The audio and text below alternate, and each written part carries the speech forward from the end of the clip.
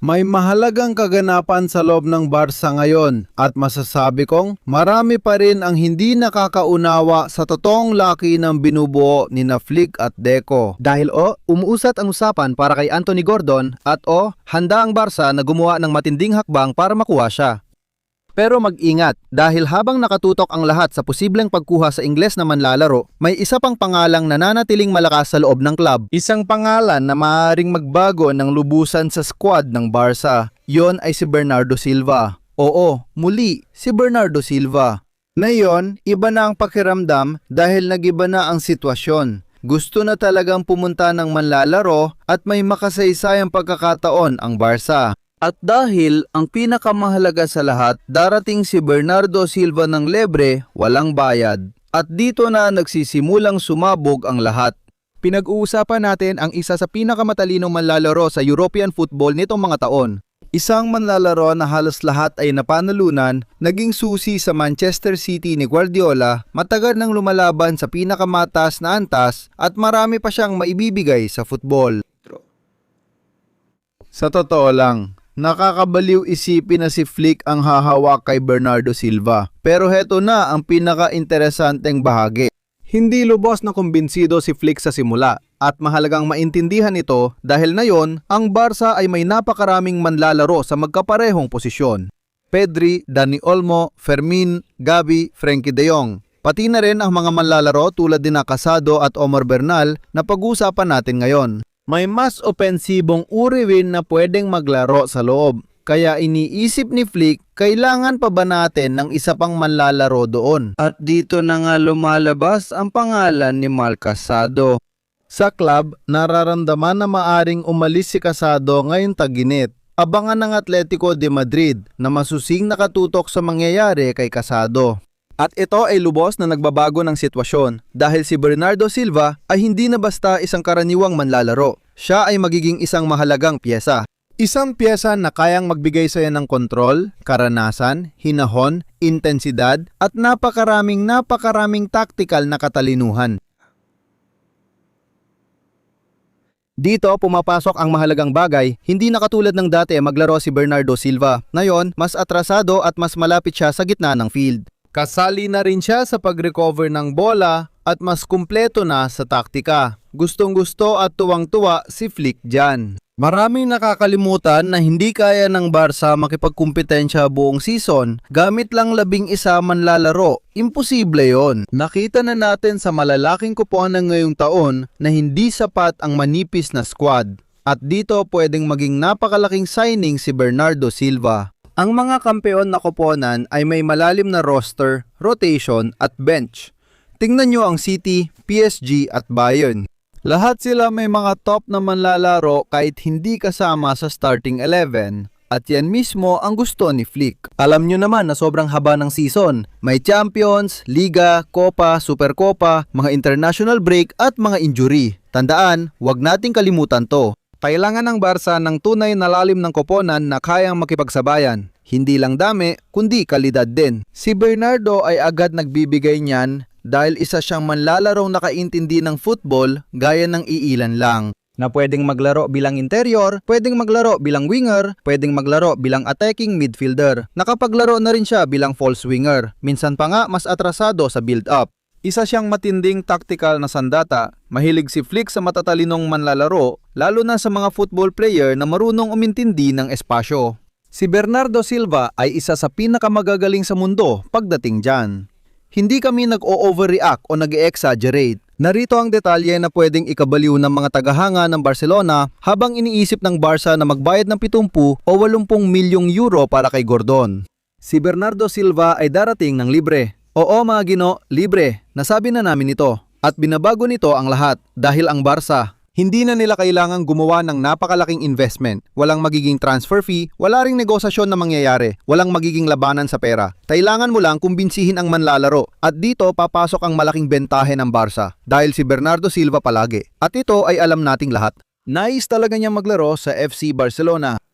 Palagi sa maraming taon at alam ito sa club. Kapwa sila Portuges, kaya kilala niya si Bernardo Silva at pati ang ahente nito. Totoo ito. Malapit na sana mangyari ang operasyong ito noon, lalo na nung tag-init at mga nakaraang taon. Pero ngayon, kakaiba ang pakiramdam. Kakita-kit ulit ang sitwasyong pampalakasan ng Barca. Nagbibigay ng pag-asa si Flick. Nakikipagkumpetensya ulit ang koponan at nirerespeto na naman ng Europa ang Barca base sa mga nangyayari. Binabago na nito ang mga desisyon ng mga malalaro. Dati, hirap talagang kumbinsihin ang mga European na bituin, pero ngayon, hindi na. Ngayon, muling nakikita ng mga manlalaro ang Barca bilang isang proyektong pangkampiyon. At dito, sasabihin ko sa inyo lang tapat. Sa tingin ko, marami talagang tao ang minamaliit kung gaano kahalaga si Bernardo Silva sa isang batang koponan. Tingnan natin, 31 taong gulang siya, hindi naman siya ganoon katanda. Pero sa loob ng Barca na ito na napakaraming talento tulad niya Lamine, Pedri, Cubarsí, Fermin at mismong si Gabi. Kailangan pa ng mas maraming manlalarong may karanasang manalo. Halos lahat ng titulo ay napanalunan na ni Bernardo. Napanalunan niya ang Premier, napanalunan niya ang Champions, napanalunan niya ang mga treble, napanalunan niya ang mga pinakamahalagang finals. At sanay na siya sa matinding pressure na yon. At yan mga kaibigan ng Barca ay nakakahawa ngayon. May mga manlalaro na hindi lang tumutulong sa field, kundi pinapataas din ang kompetisyon ng grupo. Si Bernardo ang eksaktong profile na kailangan natin. Mag-ingat din tayo dito. Dahil kahit maraming tao ang nakakaalala sa kanya bilang isang maliit na manlalaro, bilang isang technical na manlalaro, si Bernardo sa pisikal na aspeto ay isang halimaw pagdating sa kompetisyon. Sobrang sipag niyang tumakbo, grabe mag-press, nakakakuha ng bola at tumutulong sa depensa. At galing siya sa pakikipagkumpetensya sa Premier. Alam nyo na, ang pinakamahirap na liga nitong mga nakaraang taon. At dito, swak na swak siya sa ideya ni Hansi Flick. Sa tingin ko, ito ang dahilan kung bakit mapapapayag ni Deco si Hansi Flick. Gusto ng Aleman na mga manlalarong masipag tumakbo at pumipres, may tindi at nakikipagkumpetensya kahit walang bola. Mahalaga ito, hindi ito pwedeng ikompromiso para sa Barca ni Flick. Eksaktong ginagawa ni Bernardo Silva ng maraming taon kay Pep Guardiola. Eksakto, pero teka lang. Dahil dito napapasok marahil ang pinakamahalaga sa lahat. Pwedeng bumuo ang Barca ng isang midfield na talagang nakakabaliw. Isipin nyo ito sandali. Pedri, Frenkie de Jong, Bernardo Silva, Gabi, Fermin, Dani Olmo. At sa paligid nila, Lamine Yamal, Anthony Gordon, Rafinha, Julian, kung sakaling tuluyan siyang dumating. Grabe ito mga pare, grabe talaga ito. Dahil magkakaroon ang Barca ng talento, intensidad, kontrol, presyon at karanasan. Mahalaga ang lalim ng roster, itong pinakapunto ko. Sa Europa, hindi na nanalo ang malalaking koponan gamit lang ang first 11. Nanalo sila dahil may dalawang competitive na koponan at 2 hanggang 3 manlalaro bawat posisyon.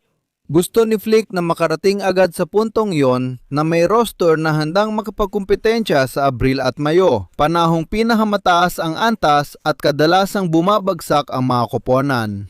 Dito talaga nahirapan ang Barca nitong mga taon, lalo na kapag may injury, pagod o rotation. Diyan nakakatagal ang malalaking koponan at si Bernardo Silva maaring maging susi rito. Pero sa totoo lang, pakiramdam ko ay maaring magbago ng husto ang Barca ngayong tag-init dahil hindi na lang tayo basta nag-uusap tungkol sa mga sikat na signing. Pinag-uusapan natin ang pagbuo ng isang mas kompetitibong koponan, mas handa para sa Europa at mas moderno. Dito pumapasok sina Gordon at Bernardo Silva na akma. Isa nagbibigay ng intensity, physical, presyon, vertikalidad at enerhiya. At ang isa naman ay magbibigay sa iyo ng kontrol, karanasan, palino. Magbibigay siya ng kalma sa laro, magbibigay siya ng mentalidad na manalo. Maari rin nilang ganap na baguhin ang koponan ni Hansi Flick. May talento na ang Barca, kaya ngayon ang focus nila ay dagdagan ang mentalidad na kompetitibo sa Europa. Gusto nating maghari sa Europa. At sa totoo lang, kitang-kita sa galaw ni Deco na seryoso talaga ang Barca. Sobrang seryoso. Kapag nagsimula ang mga meeting, biyahe, strategic na pananahimik at tuloy-tuloy na kilos, kadalasan iisa lang ang ibig sabihin nun. May mga tunay ng inaasikasong galaw ang club. Tandaan, kung makuha ng Barca si Gordon at magamit ang bihirang pagkakataon na makuha si Bernardo Silva ng libre, maaaring maging isa ito sa mga pinakakapanapanabik na taginit nitong mga nakaraang taon.